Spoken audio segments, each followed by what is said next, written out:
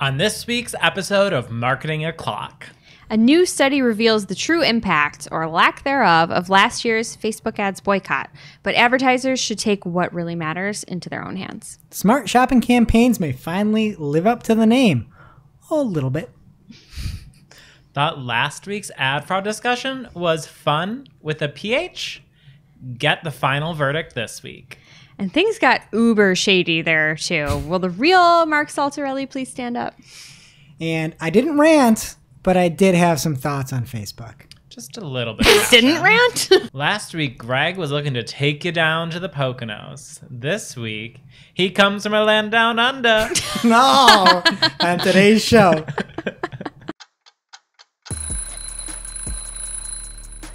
Marketing O'Clock is your weekly dose of digital marketing news, a proud part of the Search Engine Journal Podcast Network. We record every week from the Cypress North Studios, located in beautiful Buffalo, New York. Tune in to our critically acclaimed Famous Friday news show for insights, updates, rants, and much more as we cover the full gamut of digital marketing for you. If you want to follow along, just check out our show notes or head over to marketingoclock.com for all of the links from today's articles. And please subscribe so you don't miss a single episode. Hey there, I'm Greg Finn. I'm Mark Saltarelli. And I'm Jess Budd. And it is officially Marketing O'Clock. Here on January 22nd, 2021. Remember, you can catch our Famous Friday news show on YouTube or your favorite podcast player each and every Friday morning. All your digital marketing news from the week. Powered by the digital marketing community. And if you want to join the conversation, just hit us up. We are at Marketing O'Clock everywhere. What's happening, y'all? I feel like this was the week for me that I'll remember. The entire digital marketing community joined Clubhouse.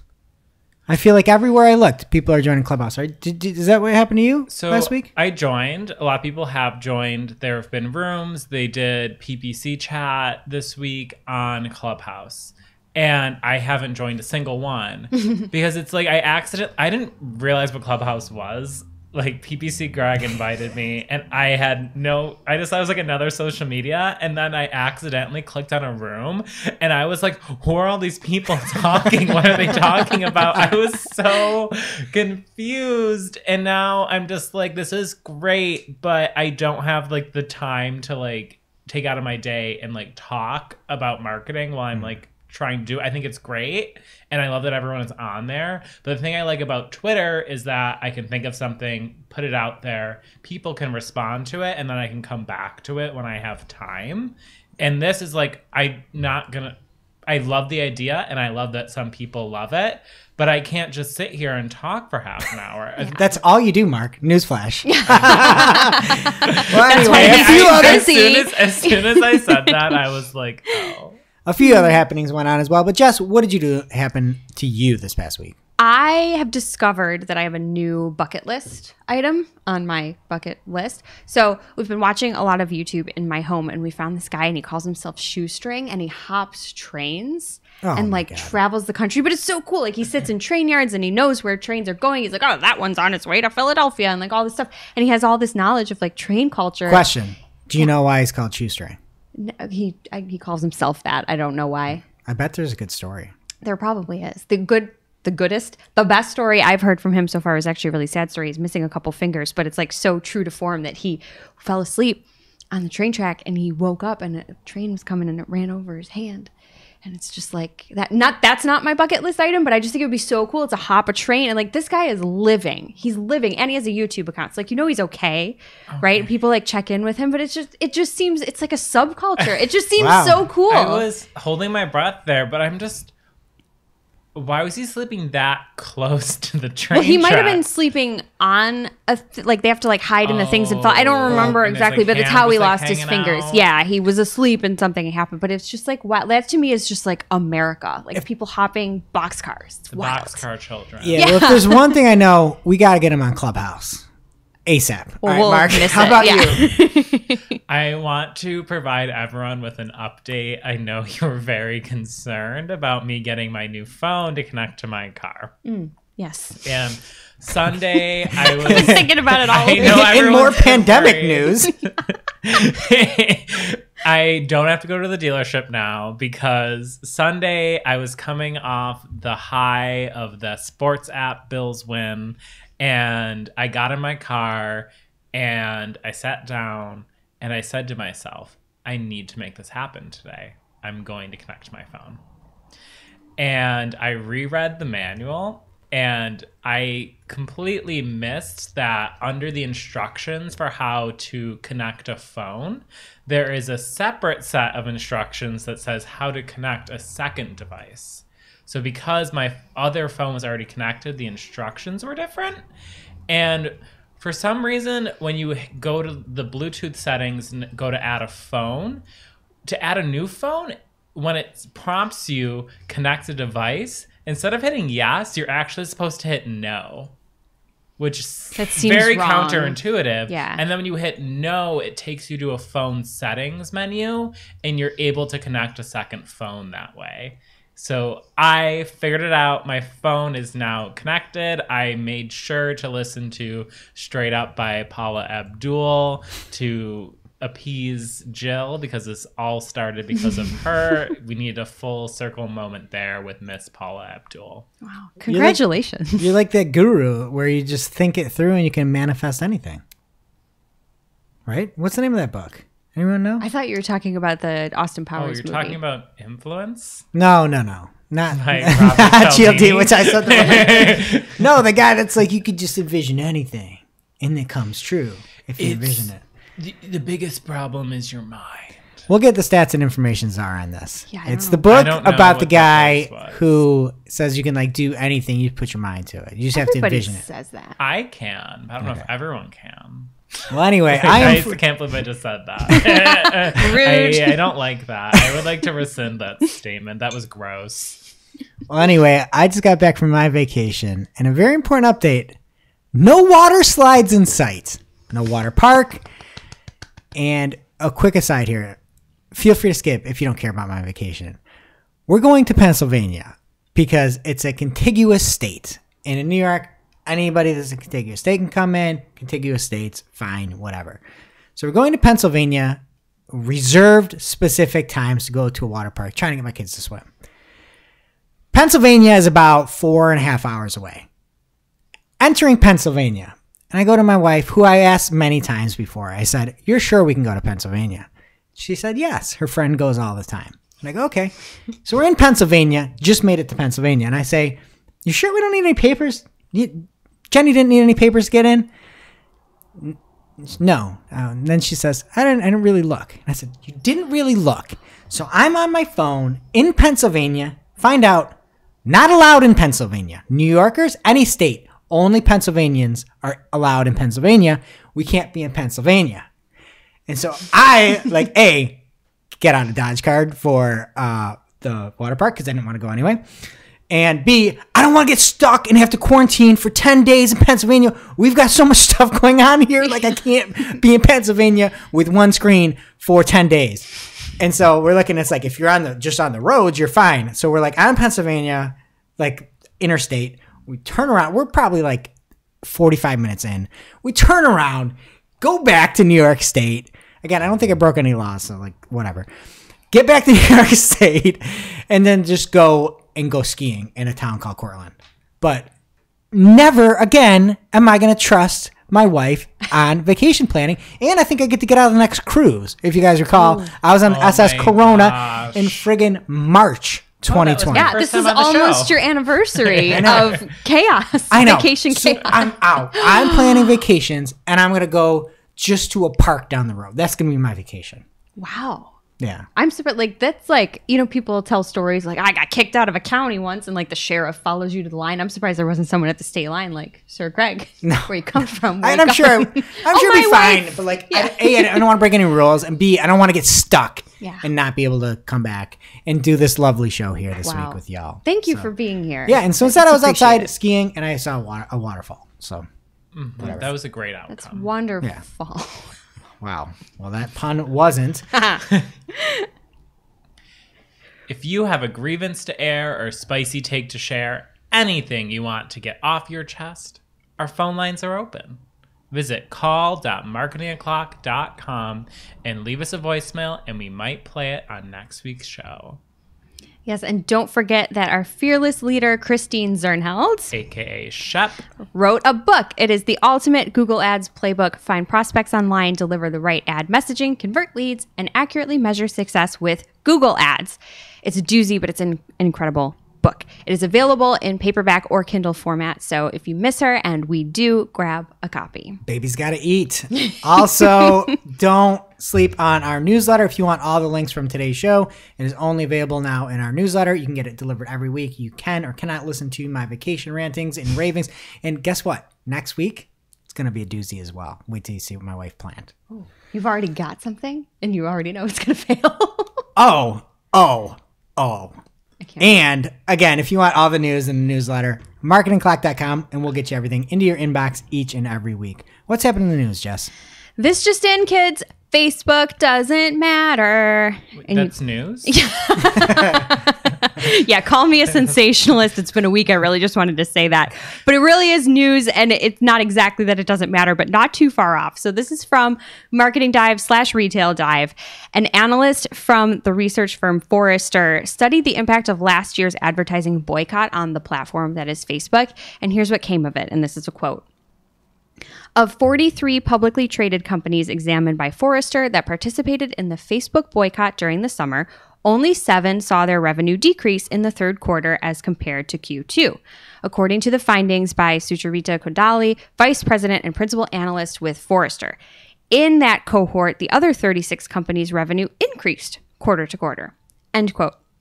It should be noted, though, that year over year, Q3, which is when the boycott happened, revenue was down for many of the companies, but that was attributed more to the impact of COVID-19 than the boycott. Also, Q2 sucked last year. Yeah, nobody had a good time. Miserable. It was really, really bad. And then everybody got stimulus checks. It was really, really good. Yeah. Yeah. So there are things. You should read the whole thing, the whole article, for more insight. But, I mean, we're not misleading you here. That is a takeaway. I think, but it's just what I think of is I do, as much as we want to say Facebook doesn't matter, it's not great, it's not perfect, whatever. I've seen a lot of success with Facebook. I used to work at a company where 1/8 of our new customers came from Facebook ads. And I want to know who's running these ad accounts. And it's like, is this a Facebook problem or is this a strategy problem? Totally valid. You can't, they're separate things and you stopped both of them. Yeah. Yeah. And I think that the main point here too is that we're talking big companies when we looked at a lot of these boycotts like Adidas and Clorox, and they're doing a lot of other things. So don't just stop your ads because it didn't work for Adidas, for example. It's okay to test if you want to pause something for yourself and see if there's an impact. I think that's great, to have data behind your decisions, but don't just say, oh, Marketing Clock said Facebook doesn't matter, I'm turning it off. Please don't do that. That's not what we're saying here. I just think, especially for smaller businesses, the impact can be greater and you do need to measure that for yourself. But just an interesting thing, and also a tidbit in this article too, was that the boycott didn't super hit Facebook either. Their revenue increased 10% in July. That's according to the article, so you can read that for more details. But it's like, what was really going on there? What are these numbers? What are the math? I don't know. And we talked about that exact same thing. All those companies that stopped advertising on Facebook were still advertising on Instagram. And as they said in their new branding, where everything is by the Facebook, they're the same company, all caps.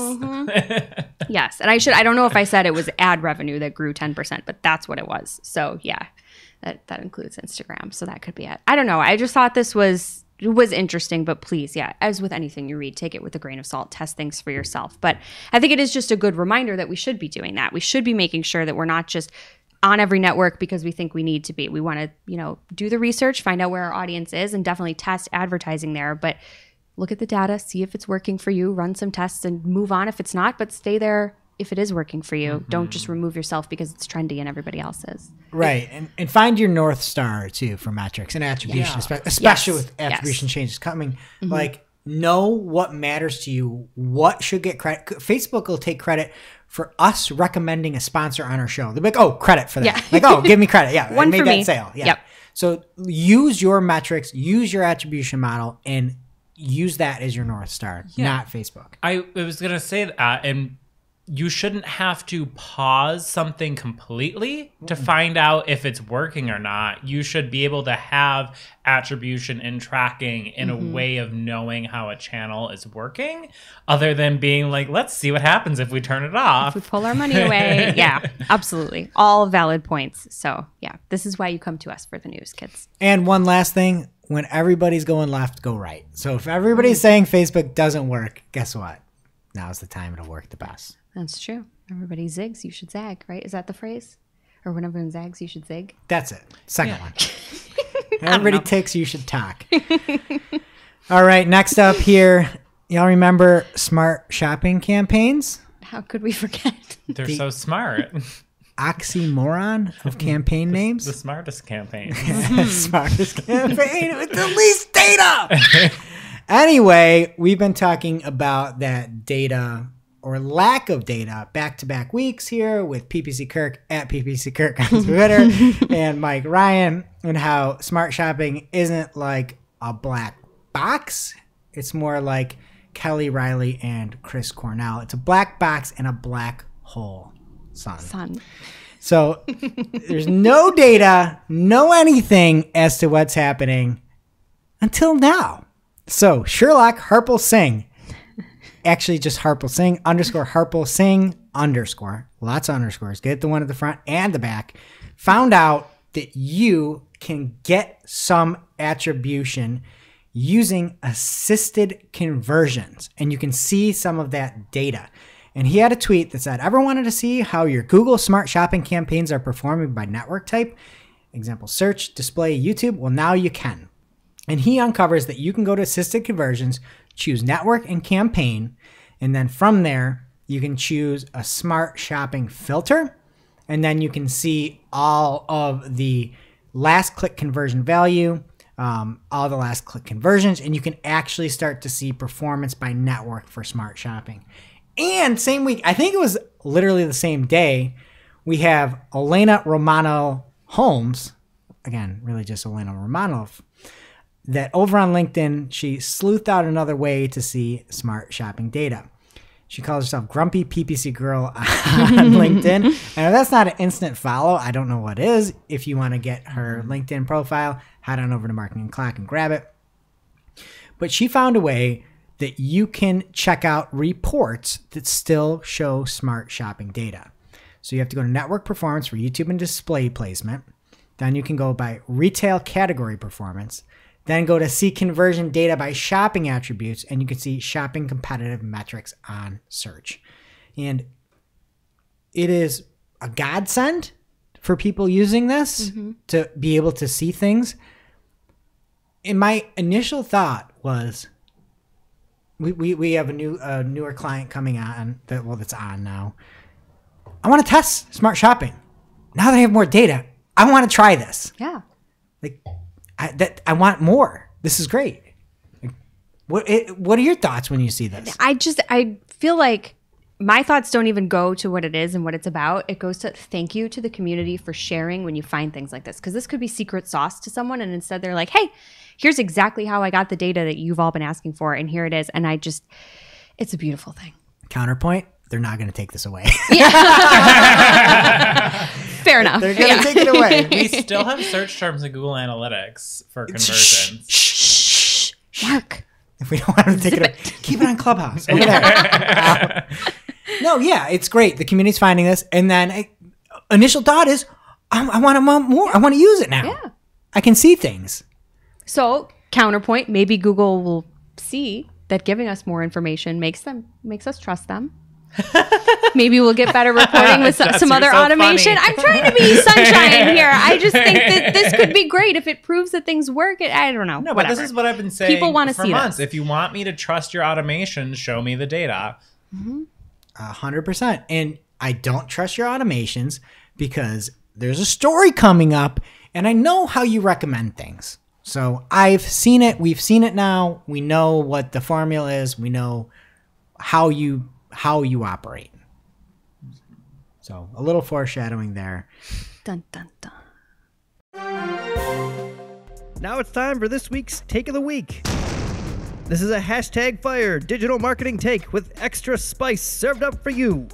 We simply deliver the take for your consumption. We give no opinions. We don't influence. You make the call. And this week's take comes from David Herman at Herman Digital over on Twitter. 2 N's there. David has a tweet saying, imagine your job just suddenly takes away your monitor, but tells you nothing is wrong and to keep working. That is Facebook. We're not giving our opinions, right? No, we're not. But I don't think there's any much more to say. That's pretty self-explanatory. No, it's like that. But also imagine that your job suddenly takes away your monitor, takes your computer, pulls it out of the wall, throws it in the toilet, pees on it, sets your office on fire, replaces your footstool with a freaking bear trap, the pipes burst, and you're still trying to work. You get pepper sprayed in the eyes and you can't see. And then they send breakup notes to everybody that you ever met in your life. And then they tell you there's nothing wrong and keep working. That's Facebook. Tell us how you really feel, Greg. Give us You your want to keep going? opinions. Yeah. All right, they put you in a pit of snakes. You're in a pit of snakes, and you have to climb out. And you get a ladder, but that's also made of snakes. And you're going up the snake ladder, and there's alligators that start coming down. That's Facebook. You're still in the building after it caught on fire. All this other stuff is happening to you. Yeah. Very neutral. And now it's time for this week's ICYMI. This is something you just might not have seen. Maybe something you overlooked. But you shouldn't have. ICYMI, people, from our dear friend Akvila DeFazio at Akvila DeFazio on Twitter. With TikTok's new Q&A feature and Instagram users doing something similar with question stickers, it's not a bad way for brands to source questions for their own insights to gain updated FAQ page or blog content. And I love this. This is a very creative approach to crowdsource content, thinking outside the box, using what you have. Easy way to make great content. Love this. Yeah, and you could do it in a dance. Head over to TikTok. Q&A up a little dance. We can talk that's more a good about that point. later. Do I have to download TikTok to do this strategy? Because I won't. The idea is still there. It applies to many things. She's a brilliant woman, that Akvila. Now it's time for this week's lightning round. Pew, pew. At this point in the show, we split up our content into 3 parts: paid, organic, and social. First up in the paid news this week, guess who's back? Back again. Uber's back. Tell a friend. Wow. He's being real shady over there. If you remember from our WTH last week, we had a Double Trouble special on ad fraud. And there's more to this story breaking this week from our friend Dr. Augustine Pfau at AC Pfau on Twitter. One of Uber's lawsuits against ad fraud comes full circle. And we're going to mention 2 of the agencies here that we were talking about last week. The first one, Uber decided that they weren't having any of Funware's Fun and Games anymore. And that agency is fun with a PH, Wares. And Dr. Pfau goes into a lot of detail here to explain the lawsuits. With this name, it's more like fun space where with an H, question mark.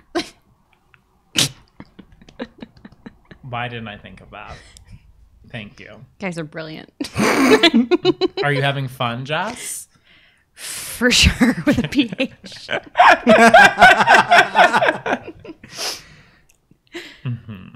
So I'm going to quote Dr. Pfau on the original lawsuit here. So start quote, accusing its co-founder and CEO, Alan Natowski, and several other employees of wire fraud, racketeering, transporting fraudulently obtained funds across state lines, and common law fraud, and they're seeking up to $17 million in compensation as well as additional amounts for punitive damages, end quote. That's what they initially charged Phunware with, but during the lawsuit, they also uncovered click flooding. They were using redirects to send people other places, false billing of Uber of clicks. They displayed ads on porn sites, which was exclusively against Uber's contract with Phunware. Quick question. Did that convert? Define convert. And the reason why they ended up losing the lawsuit, this last one, destruction of evidence, including where they had placed Uber's ads. And the whistleblower who called this to attention had kept the log of everywhere they had placed ads for Uber, and then Phunware destroyed it. And it wasn't just a few bad actors here. Nick Cage is safe. He doesn't work there. What and do you mean? He's a national treasure. Yeah. Unless he was a ghostwriter in some of the stuff.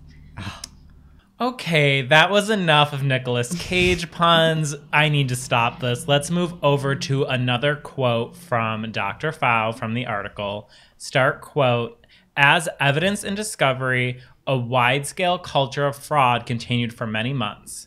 For example, in an email sent on October 31st, 2016, a Phunware employee wrote, guys, it's time to spin some more BS to Uber to keep the lights on. End quote. That's insane. They were just outright just scamming Uber to make money. You can't write those things down. You say them out loud. Something that at least us here at our agency, Cypress North, that I think really Marshall Mathers is the fact of showing real data, right? And not reporting on fake things. So we have this one presentation we're doing tomorrow, well, yesterday at this point, and I just take GA screenshots, put it in. I take Google Ads screenshots, put it in. I don't care. This is what it is. Hop on in. Take a look at the data. I'm not spinning something up to you to keep the lights on. No, this is the truth. And if somebody is giving you any kind of data that you can't see where it comes from, you can't find it, that is a problem. That's a problem. And also, like, from the agency side of things, you're doing so much more work with this puppet scheme. If you're just transparent and just show the data and just do a good job, like, you're working smarter, not harder, kids. You don't have to lie to people. Maybe that's easy for us to say, but you know, Phunware's got to keep their lights on somehow. Yeah, I mean, if your account rep is like Jeff Dunham, you got a problem. Is that the puppet guy? Yeah. Also, racketeering is like a serious offense, right? Not if you're a puppet. I'm looking at seems you bad. guys. Like, that's not a word that you Right. hear. It's not like a speeding ticket. That's a legit thing. My official position on this is not good. Not good. Oh, and that's not the only lawsuit. The other major thing we talked about is people, these agencies misconstruing app installs. They were taking credit for organic app installs.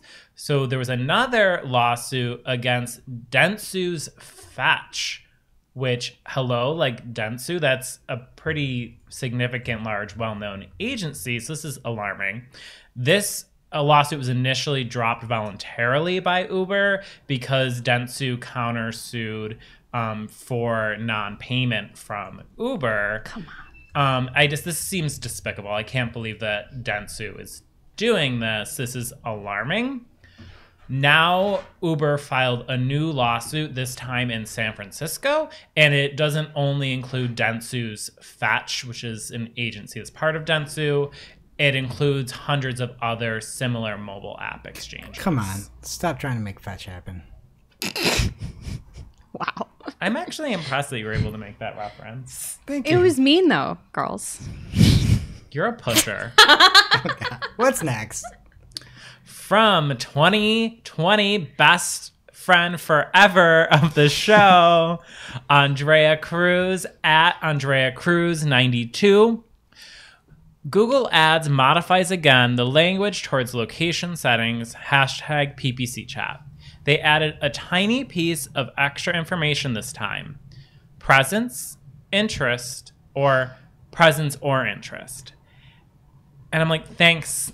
I hate it. I will never understand why presence or interest, as we're now calling it, is the default, besides Google making more money, because it's so counterintuitive. Why would you want to run ads to people searching for a location? Unless you're in tourism, that makes zero sense. And I like that they're doing this. It might help clear this up for people who are new to Google Ads, and they're not going to make that mistake because it's more clearly labeled. But it is hashtag criminal that is the default, because when someone puts in a location, they want to target that location, not people searching for that location. But it makes less than zero sense to me. Even tourism, we've had tourism clients. If you could target people at a specific spot, not looking for that spot or that destination, you're in that city, and you know that they haven't purchased something, and you can give them a different deal. Like, what? Why wouldn't you do that? It seems like such a competitive advantage to be able to target somebody in a location. I don't know. I don't get it. I never get it, other than you're making your product worse, so people spend worse, but then people are going to put money other places. I don't know. I agree. I just keep thinking about how you could be in Pennsylvania with these settings just because you were interested in it at one point. You're sure as heck not there. Interested in water park? Yeah. A, no, and B, no, because I'm not allowed unless I get a COVID test within 72 hours. Targeted. Well, you might not be interested, but Google thinks you are. And when it rains, it pours, because whenever Andrea Cruz is in the paid news, she's not always here just once, but multiple times. So we have another great tweet from Andrea. Thank you. She says, Google Ads replacing the final URL with pass for custom text, hashtag PPC chat. And Andrea saw this while searching for insulin pumps. And initially, she was like, oh, this is a test. But in the replies, you can see that this isn't really a test. It's really that pharma ads can show up differently dependent on what they're advertising. So for people who have never run pharma ads before in the United States, there are 3 types of ads as classified by the FDA. We have product claim advertisements, which include the brand. They say like good things about the products, and legally they have to include just as much risk information as they include benefits.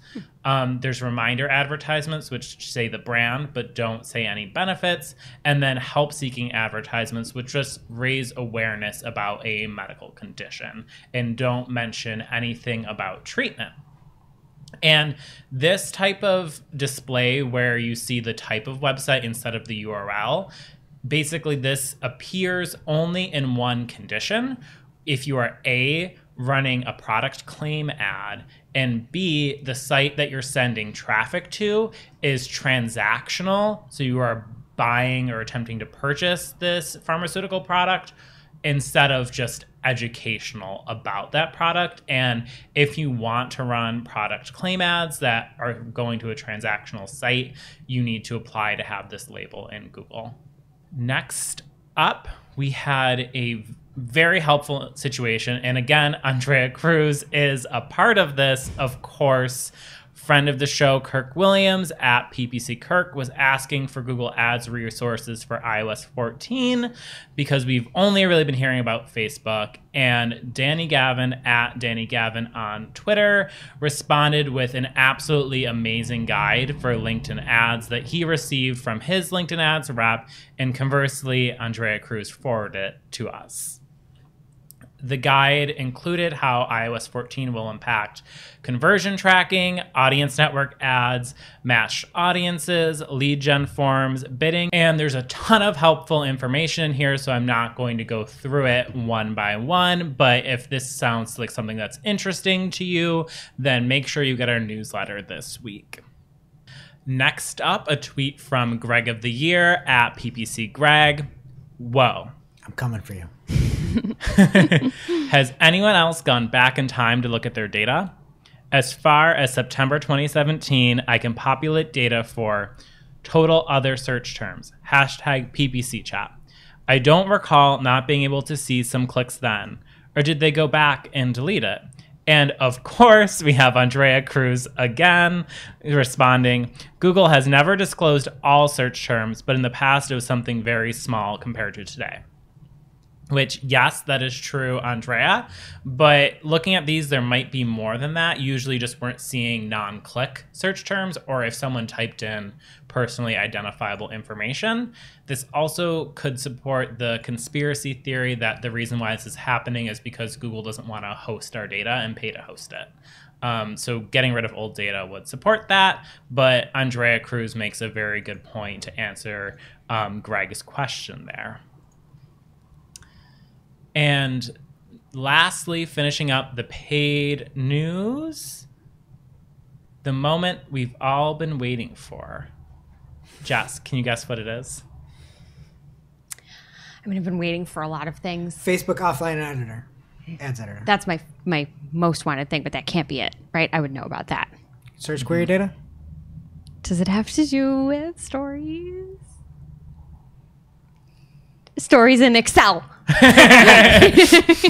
No, but you're on the right track. It's official. Literally every ad network has stories now because Glenn Gabe at Glenn Gabe on Twitter says just what you wanted. Taboola officially launches stories. Taboola stories allow publishers and advertisers to embed stories within their content in mobile environments.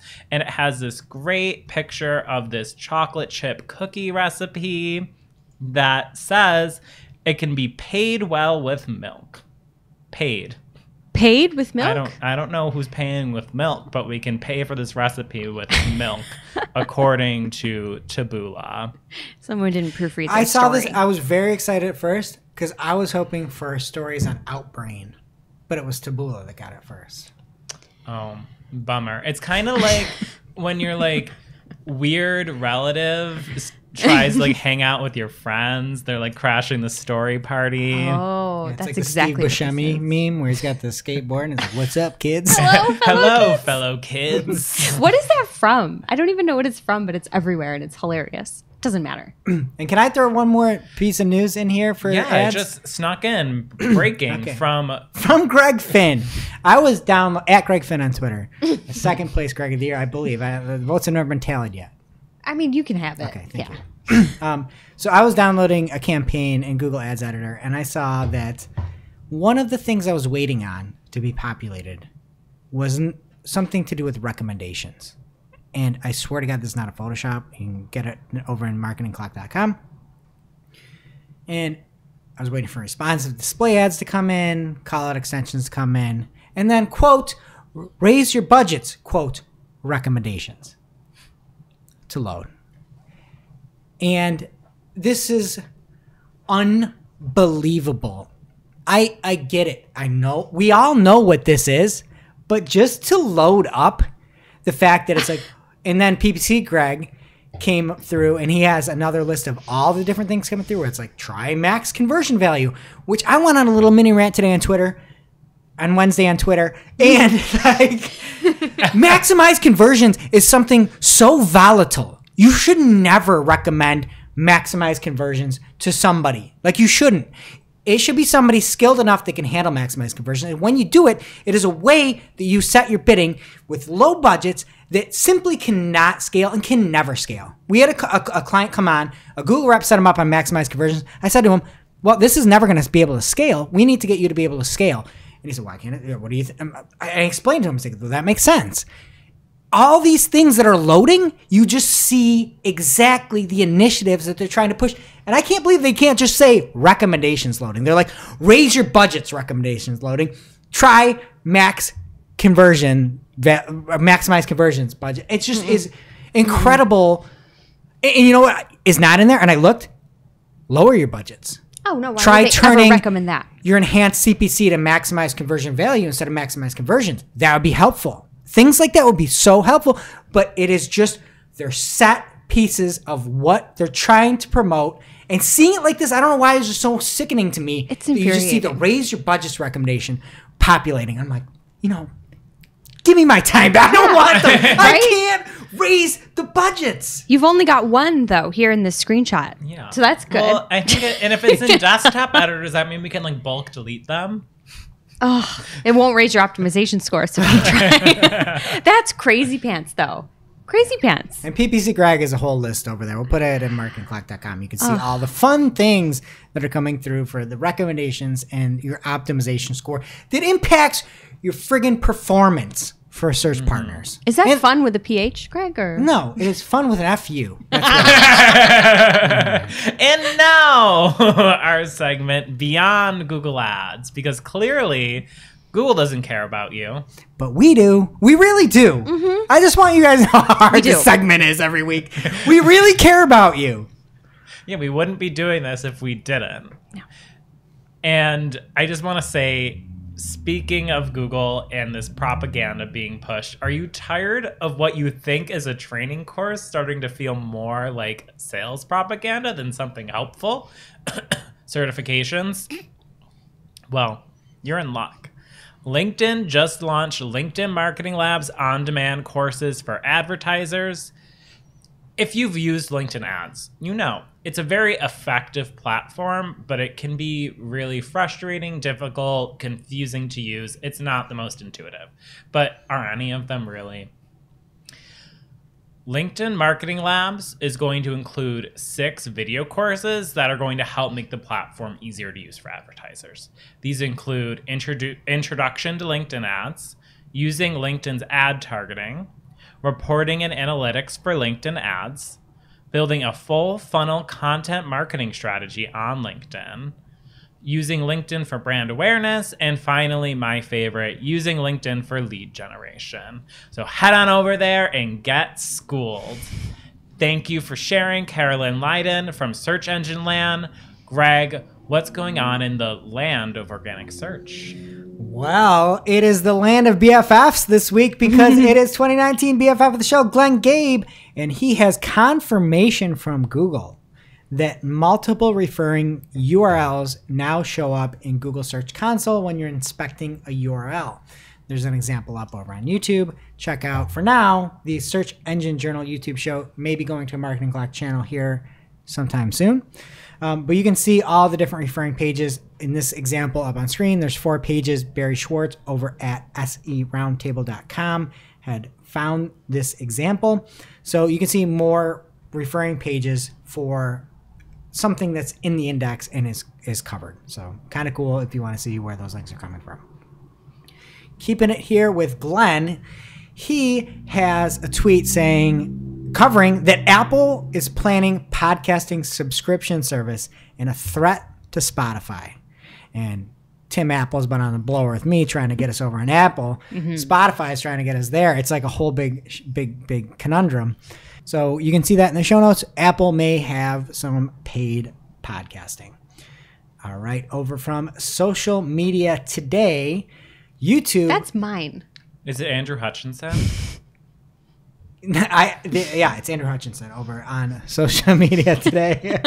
Yeah, I know. It's like I feel like he's cheating on you. Yeah, to be honest. I feel like I should start talking about Search Console in the social lightning round just to spite you. Please don't, Jeff. Let's put some stories in there. Then. Right. Sorry, Greg. Go ahead. So anyway, from the article and YouTube, we're testing a new way for people to easily discover and purchase products featured in YouTube videos. Creators in this pilot can add certain products to their videos. Viewers can then see a list of featured products by clicking the shopping bag icon on the bottom left corner of the video. From there, viewers can explore each product's page to see more information, related videos, and purchase options for that product. Your YouTube trends, what would it be that you purchase? If you were to be, let's say, like your YouTube themes, what would be coming in the mail to your house?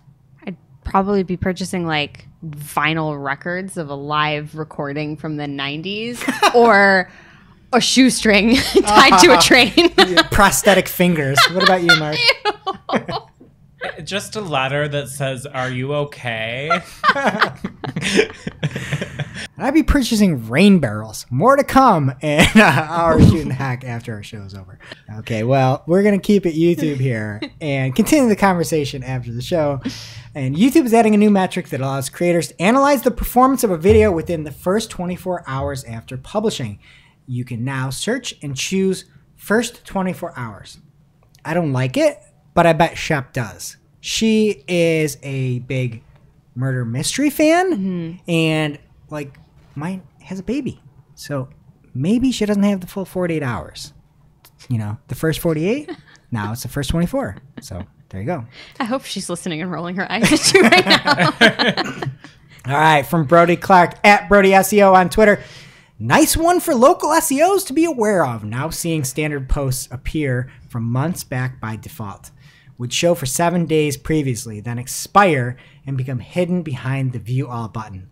Glad to see more visibility given to posts. This change makes sense, IMO. I also like how he's Australian. I scheme like a surfer. When I think Brody, I think like surfer, you know? But it's more probably like, nice one for local SEOs, mate. Foster's, you know? Oh, never Australian do an for Australian SEO. accent again. Crikey. I really can't criticize because I can't do an accent, but I don't even know where that was It's my favorite from. accent. I love it. You don't think I did a good job? You threw in the word mate, so you get points, I guess. Yeah, no? Yeah, that really made me want to eat a Vegemite sandwich. Another funny thing, speaking of accents, from power listener of the show, Casey Croy at Casey Croy on Twitter. At Marketing Clock, I love how Greg Finn has a specific voice for when he talks about Google. I'm starting to get one too. Ooh. So I don't even know if I've noticed I have that. specific voices. It's just very angry. It's like if fire could talk. Or a snake ladder or any of those obstacles you created earlier. Okay, but I already forgot about that silly thing. back to the story. This is actually super cool. We do posts. You can look at it, Marketing Clock or Cypress North, and you can search, and we have a post. And traditionally, they've lasted for 7 days. And now, in this example that Brody had, they are much further. This one was far longer than 7 days. I think it was like 90 days or something crazy. But the ability to make posts be more seen is phenomenal for anybody that cares about local, for sure. And if you haven't been using posts in Google My Business, now is the time to try it. Now you're going to have more visibility. And so I really love this. This is a great way to have more people implement a feature by showing that with certainty, there's going to be driving more visibility and value. And next up, there's a company that is looking to have more people implement a feature, Google. And they're doing it the opposite way this time. So from Matt Southern over on Search Engine Journal, Google may expand rollout of web stories if more sites use them. And Google's John Mueller says web stories may be rolled out to search results in additional countries if more sites start publishing them. John, that's not how it works. Did you listen to the last article? If you let posts stick around more and be more effective, more people will use the posts. If you take web stories and you give them more visibility in the search engine results pages, more people will use web stories. You don't say you use web stories and then you'll get search results visibility. That's not how it works. That's just not how it works. It's insane. It's insane. Talk to the Google My Business post people. That's what you should do. Web stories. They don't know how to talk to each other. Yeah, we've covered this, I feel. Well, you make a little cutesy YouTube video with all the little lasers and stuff and shoot that over to the Google My Business people. And then Google My Business, go to the Google account and set up a little post and then shoot that over to the laser people. Greg, I think you should run Google. Yeah. Or at least, like, is this your angry Google voice? No, I've been good today. Have you? I think so. Greg's on his Casey, best chime behavior. in, Casey. Okay. All right. And next up from Search Engine Roundtable in the news, I believe there is a expandable accordion carousel. And at the time, Barry Schwartz showed you could see news about the impeachment of Donald Trump, and you could expand it and just soak up all your glory. And you can see how many articles about Trump not attending an inauguration. So check it out over and go talk to Barry about that one. And then another article from Barry at Search Engine Roundtable. Google, paying bloggers to write for do follow backlinks is against our guidelines. Yes. Everybody should know this by now. If you're trying to go pay somebody for a link, it is against Google's terms of service. It's also not against your business's terms of service. You should do what's right for you. And if you have a link out there, you should try to get it no follow, try to get sponsored, try to do the right thing. but your business, Google doesn't care about you. We've already run through this. And I'm not endorsing paid links, but I'm saying you do you. I'm sick of this. It's not a crime to ask somebody. And if somebody you know asks for a link somewhere and isn't a savvy webmaster, it is embarrassing that it is the year 2021 and you still haven't figured out links, and it is still such a core component of your search algorithm that you're telling people not to ask for a link that could help your business, and you're making people try to understand what a no-follow link is and what a sponsored link is. It's embarrassing. So do you, and let Google do the rest. But don't pay for links. All right. That was the voice. I'm going to Ralph sponsor this over to you. What's happening in social? Oh, wow. Thanks. You did find a way to make organic bleed into social after stealing my Andrew Hutchinson. Thank you, Greg. All right. I got some news here. First up, we talked about it a few minutes ago with Akvila's tweet in the ICYMI, I believe. But just to reiterate here, there is a new Q&A feature in the TikTok. So it's not available for everyone yet, but select creators can turn this on, enabling users to pose questions on a creator's profile, which other users can then view once they've been added, and they can like them. So it's kind of like upvoting a question. Like, yes, I also want to know what your favorite color is. So Akvila's spin on this was much better, to use it to actually create content. But just from a TikTok perspective, Greg, to your point earlier, like, you know, can you do this dance? That's a great question. And then someone will do a TikTok dance, and it seems kind of silly. Yeah, and the poll could be like, hey, should I plaster this wall? But I feel like these people have been found, right? If they have engagement from their followers, so their wall's fine. Should I file down my teeth? Oh. That is the worst article. No. Remember that article? But they're never going to live that down. Is it ever. normal that I live with 4 other couples in a house and we're all adults working remotely? What are those, the honeybees? What were they called? Hey, look at this hopscotch here. Gross. All right. Well, let's move on to some hot news in the vanity metrics ballpark. We have Snapchat adds public view counts to its TikTok-like Spotlight feed, and separately, Instagram is testing an option to unhide total like counts on posts. So those are both articles from Social Media Today, and if you really care what people think of you, you can go ahead and read all the juicy details from the links in our beautiful, shiny new newsletter. You're so vain. You probably think this newsletter is about you. Subscribe. Yes? Honest question. Yeah. What are we doing? Right now? We have such limited time on this planet Earth, and we're out here. Some of the biggest companies in the world are deciding to remove likes.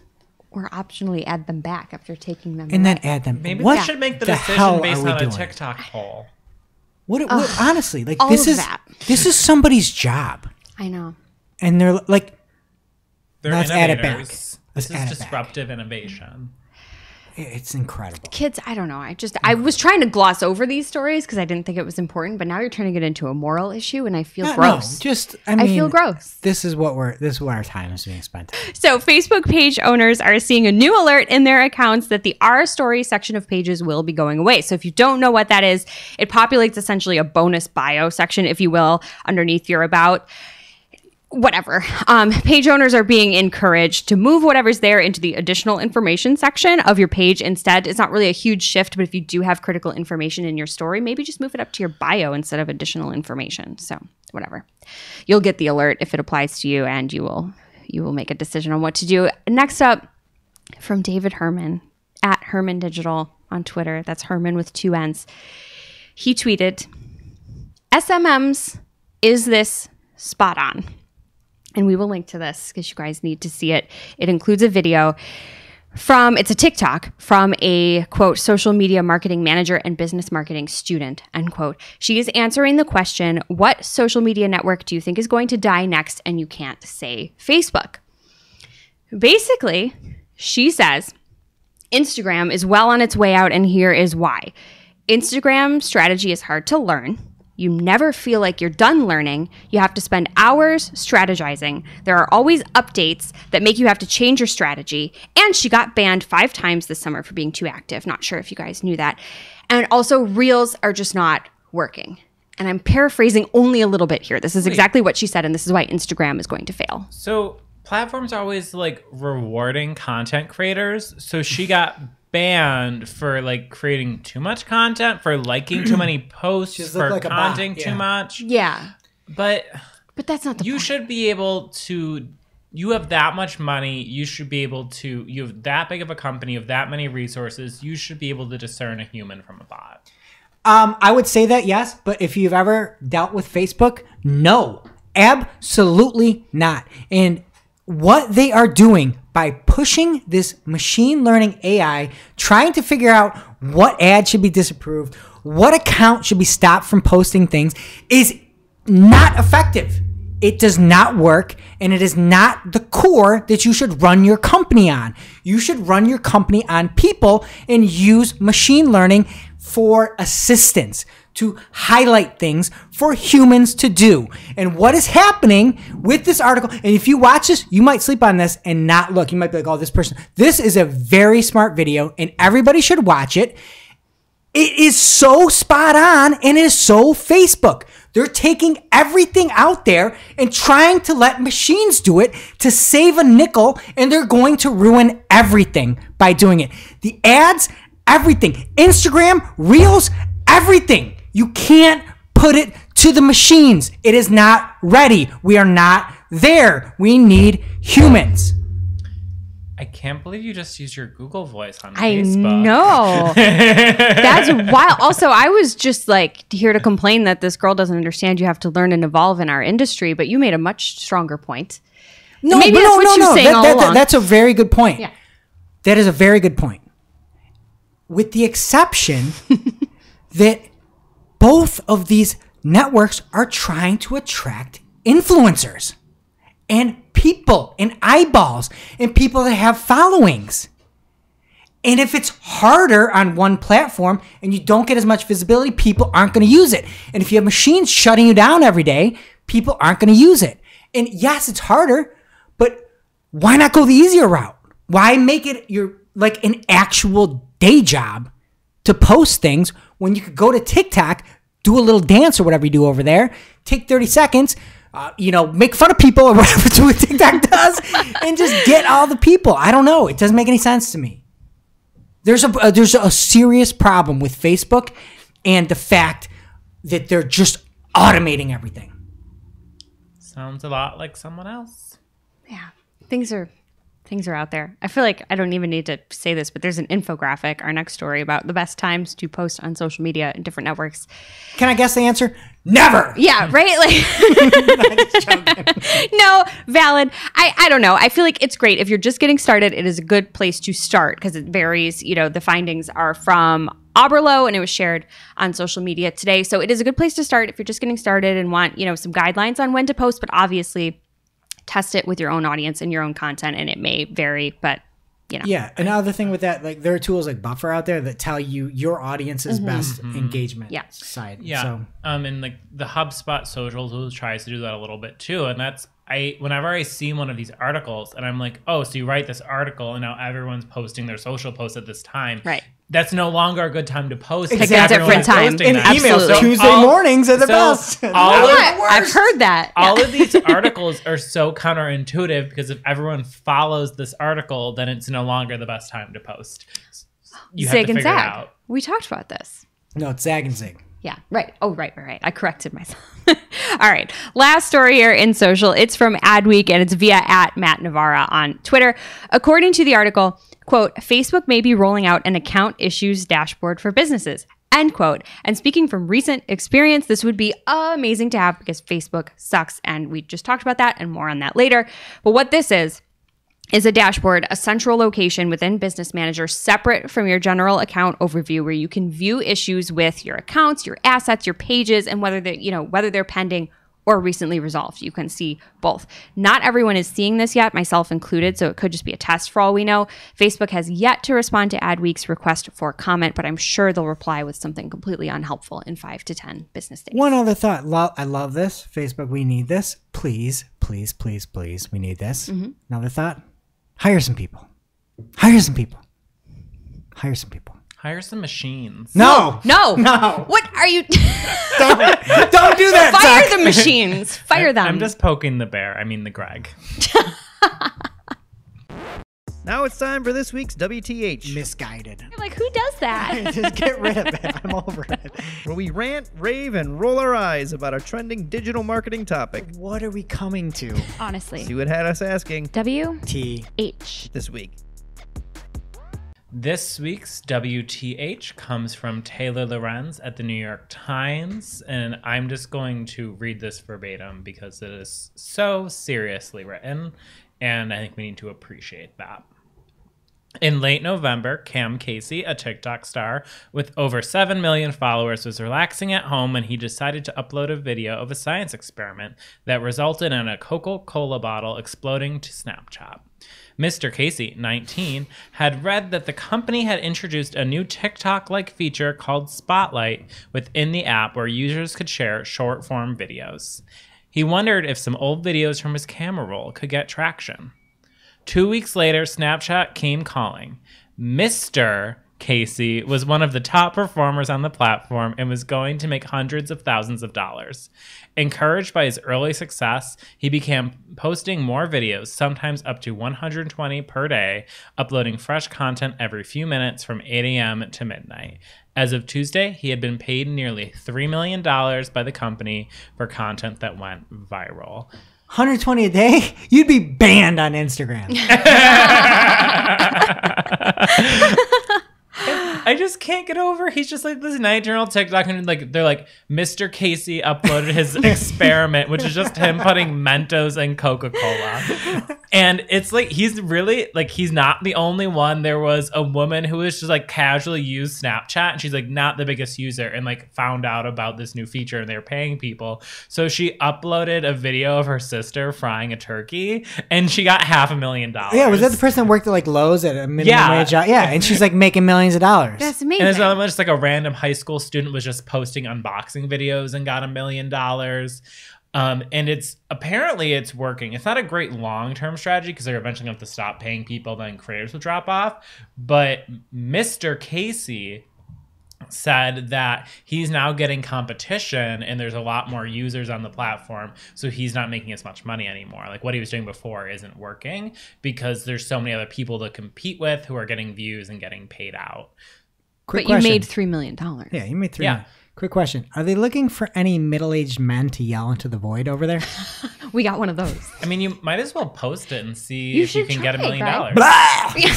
They're giving out $1 million per day, people. And that brings us to our real life segment, straight out of our accounts and into your ear holes. It's time for Working Hard or Hardly Working, where we talk about what's going on in our IRL work, good, bad, or otherwise.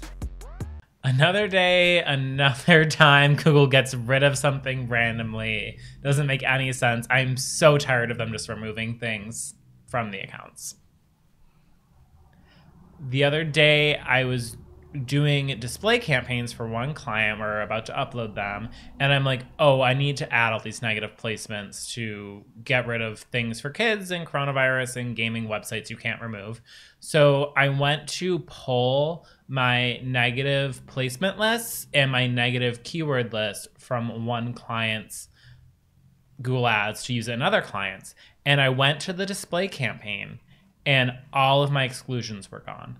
Luckily the campaigns were paused, so it wasn't doing anything. And I was like, I'm crazy. I know I had this keyword exclusions, I had an exclusion list, and then I had individual exclusions. And I'm like, where did they go? They were not in any of my display campaigns. And I was like, what? So then I went to the change history to see, I'm like, did one of the people who works for me remove these? Did the client remove them? What happened? When did this happen? There's nothing in the change history. It's told me how many changes had happened, but I could not see the change history at all. Nothing at all in there. I've seen this and too it said, yesterday. Like, it's like there were 400 targeting changes here. And it can see how many changes there were, but I cannot see what the changes were. And I don't know how those exclusions were removed. It is insane. It's probably they use those resources to show the raise your budgets in ads editor. Probably.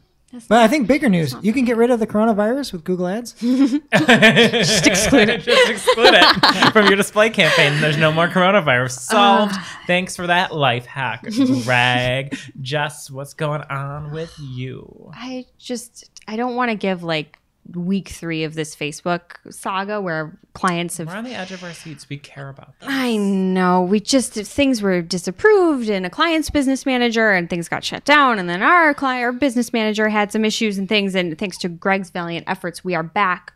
But my complaint this week, because I have no solution for anyone that's listening, you just have to bother Facebook as much as you can and cross your fingers and, hope and come up with creative solutions, maybe to move things around and, whatever you want to do. But my big gripe is like when the ads were turned back on, I didn't get a notification about it. That's your gripe? That's your gripe. Well, your ads are turned on. You didn't get a notification? It's my most relatable. I know, but I figured you're going to talk about it. I figured you're going to talk about it. You are, right? With what you did? Okay. We're way over. Yeah. I'm going to let you have it. But the fact that you still cannot tie your Facebook ads account to a business email that you're using and things get sent to the email address that I use for my Facebook account is like my junk email. It's childish. Yeah. That you have to have a Facebook account. It's crazy. And I just they need to fix that when they work on my offline editor, when they work on hiring some humans. I just need them to add that. I want to be able to use my agency, my Cypress North email address to get notifications when things are happening in my account because there's too much noise elsewhere. Yeah. And I'm sorry. Thing I love about LinkedIn is that you can have multiple emails. Like this is the one that's actually tied to my account, but like this is the one I want notifications to go to. And you can set that up there. I'm pretty sure. Don't hold me on that. But this also just reminded me about the time at my last company where we had to get a lawyer involved to get Facebook ads approved. Sign me up. I want a lawyer now. No. Yeah. I want a lawyer now. So Greg, do you want to talk about your strife this week? Yeah. It's with Menlo Park over there too, Facebook. And the issue is exactly what you said. We have one client that is honestly our most regulated client. And again, we're going to go long, so feel free to drop off if you don't care. But it's our most regulated client. It is one of the 10 biggest banks in the U.S. that backs us. Every piece of information has to go through this bank. There's absolutely no gender targeting. There is no discriminatory anything. It is all one big group. And the ads go through rounds and rounds and rounds of legal. Jess, on average, how long does it take to get through legal from these two financial entities, again, in everybody's city? I would say, honestly, like 30 business days. Not 30 days, 30 business days. Then we get the ad and we put it to Facebook. And this machines will say it's disapproved because it'll say any single thing about financial products in it whatsoever. And they've gone so the account generally gets the ads will be disapproved every single time. The ads have been turned right back on when a human has seen the ads. Yep.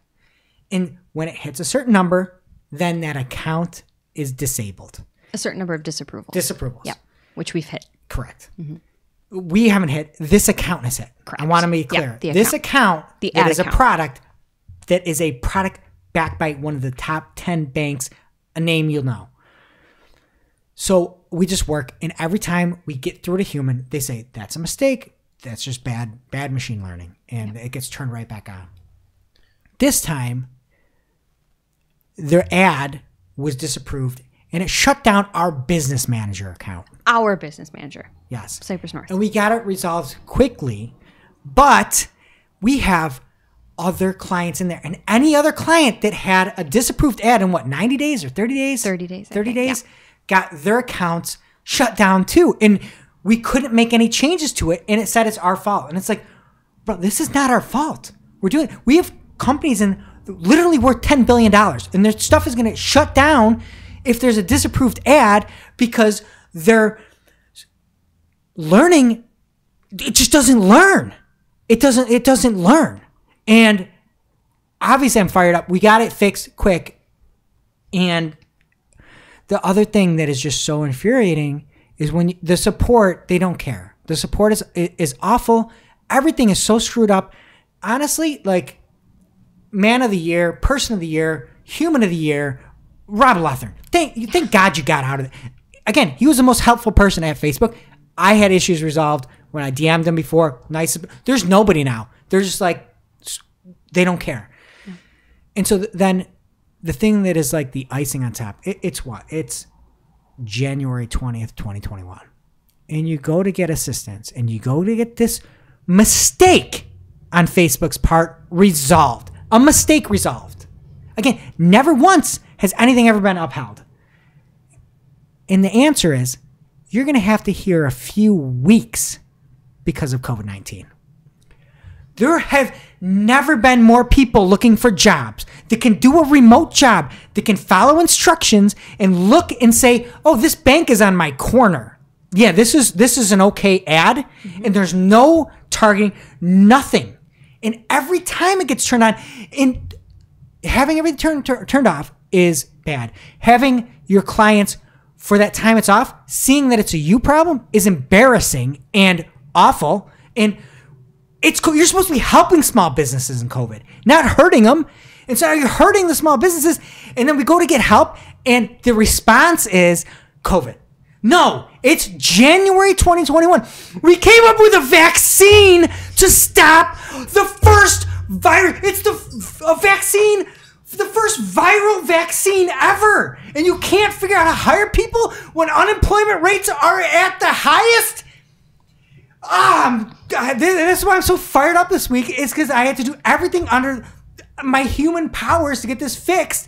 And thank God we got it done. There's just a problem, and that is, in case you couldn't tell, hardly working this week.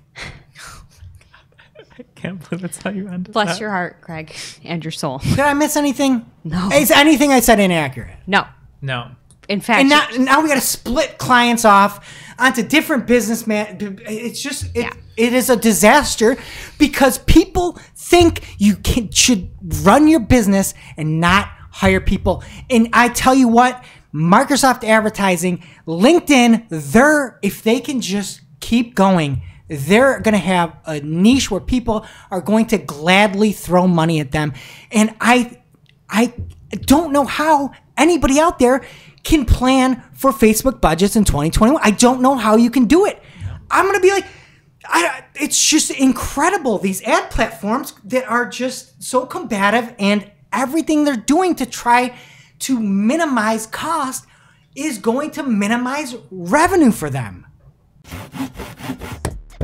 And now for this week's Cool Tool. As a reminder, our Cool Tool segment is not an official endorsement or paid mention. We're simply sharing something we found in our travels that may be of use to our listeners and is really, really cool. this week's cool tool is not 1, not 2, not even 3, 4, or 32. It is 33 plus best no-code tools you will love. And this is from Dan Siepen. That's S-I-E-P-E-N, Siepen.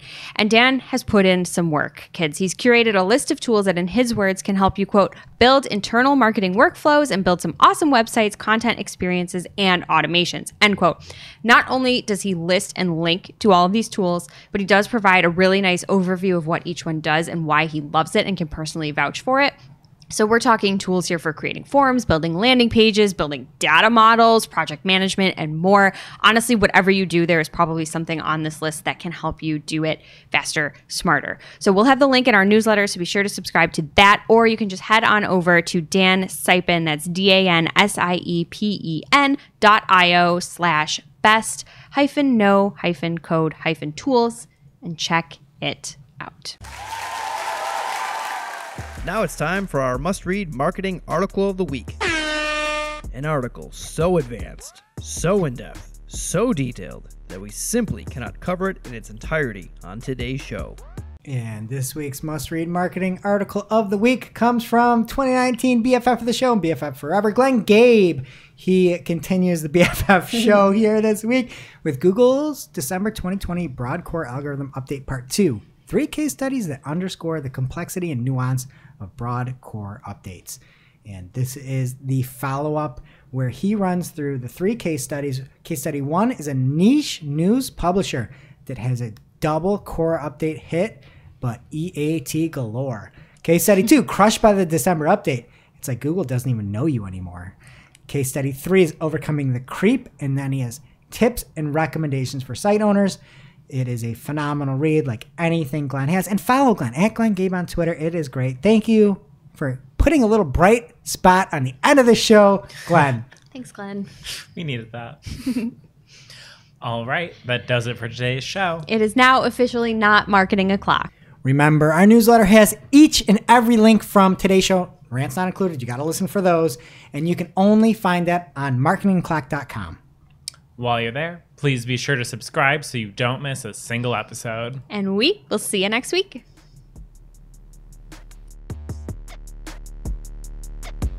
Thanks for listening to Marketing O'Clock, part of the Search Engine Journal Podcast Network. If you're looking for more information on today's topics, head over to marketingoclock.com for links to all the articles that we covered. And please be sure to subscribe so that you don't miss a single episode.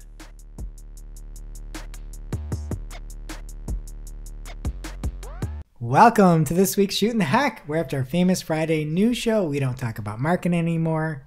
We just shoot the hack. All right, and we're calm down. I swear I'm not I don't rant in real life. Am I that crazy in real life? No, that's the most fired up I've ever seen you. I've known you my whole life. Okay. Well, anyway, chill person. We are going to keep it easy here, and we're going to go through guilty pleasures. It's everybody's favorite game, guilty pleasures. So we're going to name some things that are guilty pleasures of ours, and we can all avoid it if we think it's not a guilty enough pleasure. All right, Jess, you're up. All right. I'm going to come in hot here. Something I really liked when it was relevant back in 2007, but I am rewatching now and super into it, and I don't care who knows it. Rock of Love with Bret Michaels. Oh, that's is that guilty? I don't know. My husband Chris laughs at me. He falls asleep. I'm up till 4 a.m. I can't stop. I'm so happy to hear that. Yes. Because that's like when my roommate and I started rewatching Flavor of Love. Oh, that's great. Same thing. And Bridget it's Nielsen great or whatever. TV.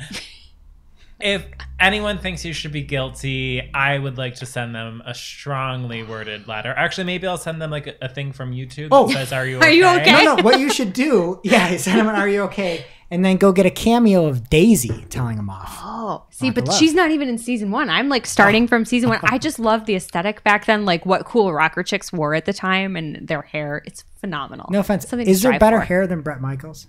Well, his hair's not real, right? No, that's why it's great. There was a scene, the girl was riding on the back of his motorcycle. She's like, oh, his hair was blowing in my face. I'm like, girl, that's a wig, I think. But okay. You think? Cannot confirm. Have not touched it. All right, Katie, guilty pleasure. I like trying out weird toast recipes. Wait, what is a toast recipe? Okay, so my Light and dark? Newsflash, there's either toast or there's bread. It's toast.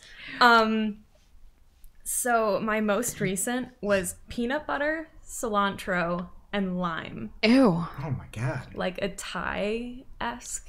Were you feeding that to a prisoner? I fed it to myself. The toast is actually ramen noodles instead of bread, Okay, and it's yeah, that's called delicious. pad thai toast. It really is. It's so good. What's your bread of choice? This will be what tells us if this is a guilty pleasure or not. What is your bread of choice? Well, this time I only had wheat bread, and it was the heel of the bread. Oh, wow. But normally tell I'd Shep want to do about sourdough or something with that, like a nice thinly sliced sourdough. All right. Like that's my go-to. You just sound like a gourmet chef. Okay. I don't know. I feel like it's not guilty. You're just above us all with food like that in your life. All right, Mark, guilty pleasure. The greatest band to ever grace this earth. Oh, we like them too. Simple Plan. Oh, Oh, no. wow. It all started. My sister bought their first 2 albums on CD as a child, and one of their more popular songs, I was instantly addicted. I still listen to those first 2 albums. Apparently, they never stopped making music. I haven't listened to it, but no pads, no helmets, just and Still Not Getting Any are 2 great albums. And I'm not guilty, but I understand it's a guilty pleasure.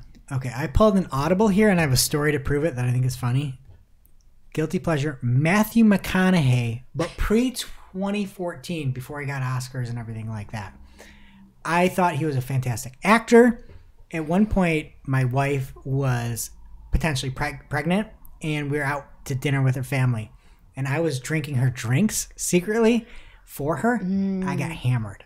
And I was at the table and I was like, Matthew McConaughey is the best. Like, I don't even know why. And I'm like, Matthew McConaughey is amazing, blah, blah, blah. And it's like, and it was like, again, before True Detective, I got up and I like hit my side on this thing and like almost knocked this entire table over. But yeah, that's I just want to know what types of hijinks you were pulling in order to trick these people. People into don't this. know. People don't pay attention. Jess, you can attest to it. If I'm sitting down and I just grab a drink and confidently drink it, nobody will know that it's not my drink. People don't pay attention. You'll think that they care and they pay attention, but they never do.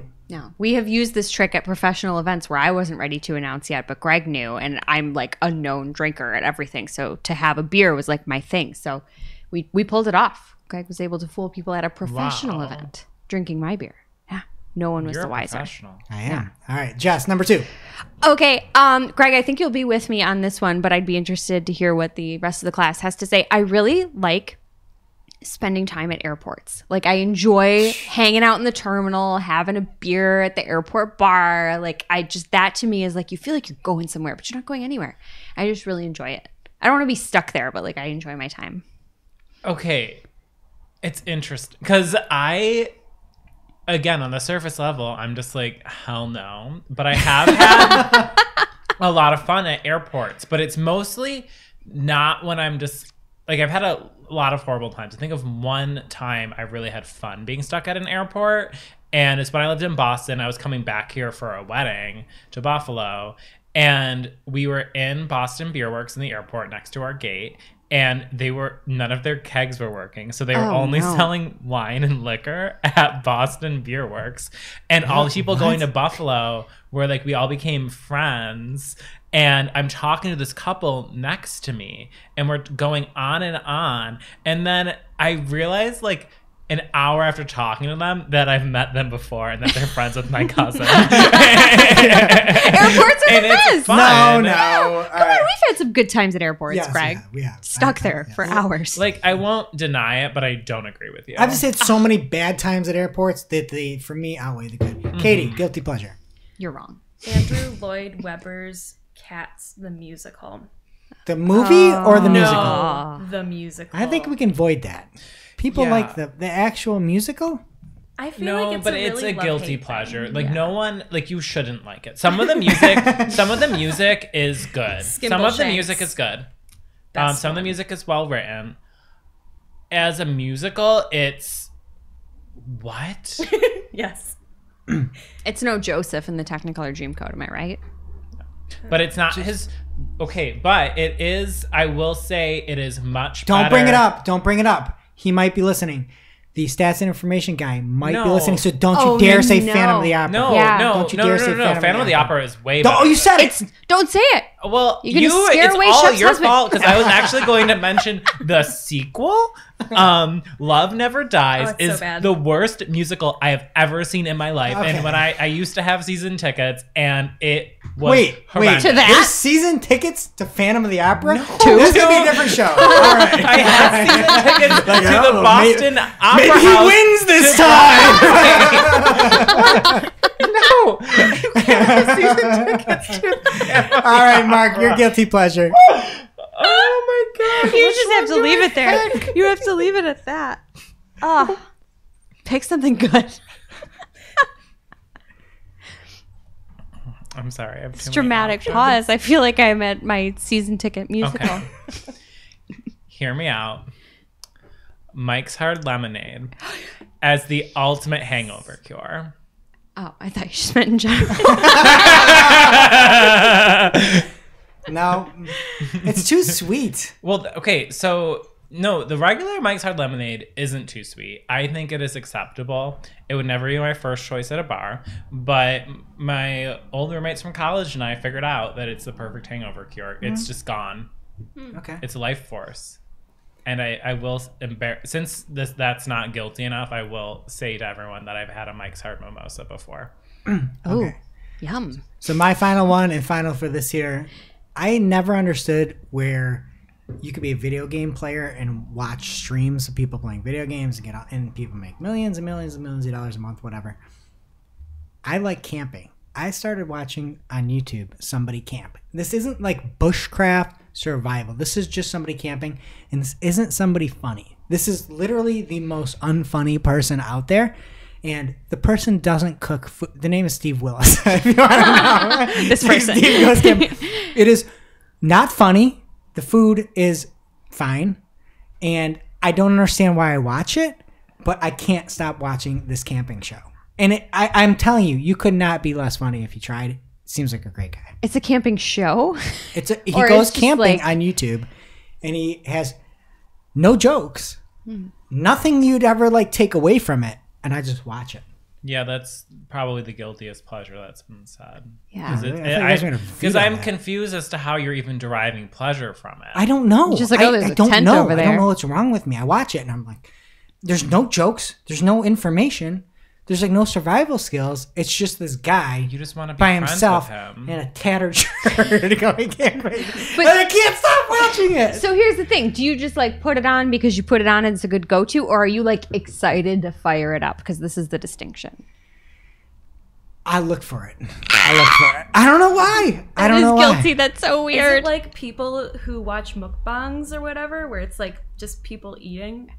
Another guilty What? pleasure, because Shep said that Dr. Pimple Popper. I started watching that. It kind of slaps. Oh, I kind of love it does popping a not. black head. No, It's not bad.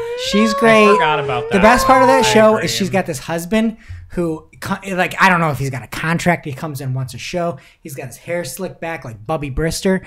And he just sits there and she's like, hey, honey, I've got this thing. What do you think about this? I think it might be this, this, this, or this. And he's like, yep, I think you're on the right track, sweetheart. And then he just goes, this is gone. It's so great. He's the absolute best part of the show. And don't at me if you disagree. And we will see you next week. Thanks for watching this episode of Marketing O'Clock.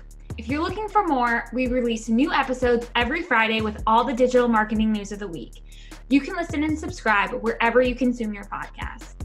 Or click to read all the articles from this show or watch the previous episode.